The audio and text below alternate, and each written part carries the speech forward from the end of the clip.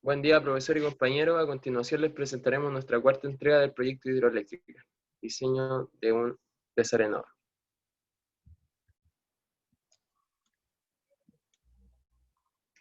La necesidad de remover las partículas que transporta el agua con el fin de disminuir o evitar el desgaste que sufre la tubería forzada y turbina obliga a tener en consideración ciertos sistemas que apunten con este fin. Entre ellos se encuentran los desarenadores, los cuales son estructuras que propician la decantación y remoción de partículas que transporta el agua en el canal de distribución con el fin de disminuir el desgaste que sufre la tubería forzada y la turbina al entrar en contacto con el agua.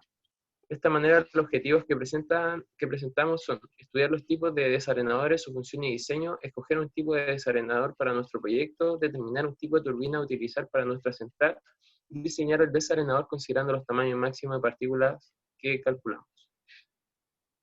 Los tipos de desarenadores son 4. El primero es el convencional, en donde se presenta un flujo horizontal, las partículas van a sedimentar al reducir su velocidad. El desarenador presenta una forma rectangular alargada, lo que requiere contar con un espacio adecuado para ello, así como poseer una geografía adecuada.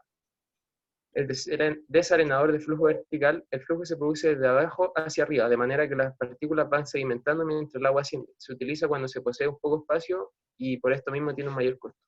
El desarenador de alta rata es un conjunto de tubos de diferentes geometrías o láminas que se disponen de forma paralela con un determinado ángulo de inclinación para permitir el ascenso de agua de forma laminar, permite tener cargas superficiales mayores que el resto de desarenadores y ocupa menos espacio, es más económico y más eficiente. El tipo vórtice produce un remolino que captura los sólidos transportados por el agua en una tolva central de un tanque circular. A continuación podemos ver los tipos de desarenadores en imágenes. Luego, para calcular el tipo de turbina, necesitamos irnos al diagrama de selección de tipo de turbina. Ingresamos con nuestro caudal de 4 metros cúbicos por segundo y con una altura de 50 metros, obteniendo que vamos a utilizar el tipo Francis con un tamaño de partícula de 0,4 a 1 milímetro y una central pequeña, con una potencia de 2000 kilowatts. Para el diámetro de la partícula, como se optó por una turbina tipo Francis y se tiene una altura de caída de 50 metros, se puede determinar el diámetro de las partículas a eliminar por el desarenador. Se compara con el menor altura encontrada, obteniendo un diámetro de partícula de 0,6 milímetros, como se puede ver en la tabla de la derecha. Luego, para el cálculo del desarenador tenemos los parámetros de entrada, que son los diámetros de partículas, caudal y el coeficiente de Manning.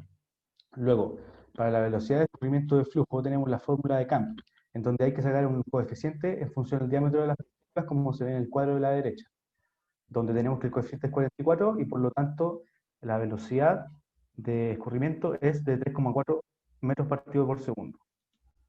Luego, para la velocidad de sedimentación de Arkangelsky, en la tabla tenemos que para un diámetro de 0,6 milímetros nos da que la velocidad es de 0,0648 metros partido por segundo. Luego, para la velocidad de sedimentación por el gráfico de Celerio, tenemos que, según la recta de Celerio, ocupando la fórmula que tenemos abajo, tenemos que la velocidad es 0,6 metros partido por segundo. Luego, tenemos la velocidad de sedimentación por la fórmula de Scotty, donde tenemos la fórmula que tenemos que la velocidad de sedimentación en función del diámetro de la partícula.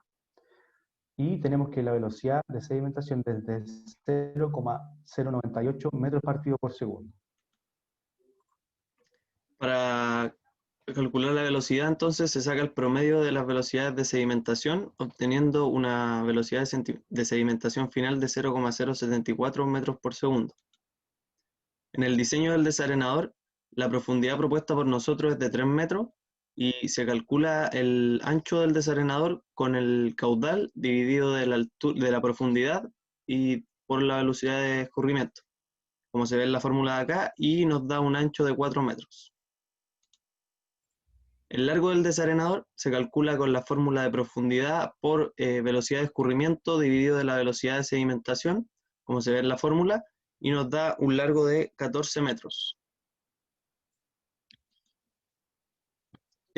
Para comprobar el diseño, se calcula la tasa de sedimentación para partículas de 0,6 milímetros, que se calcula con la profundidad y la velocidad de decantación, dando un tiempo de sedimentación de 40,54 segundos.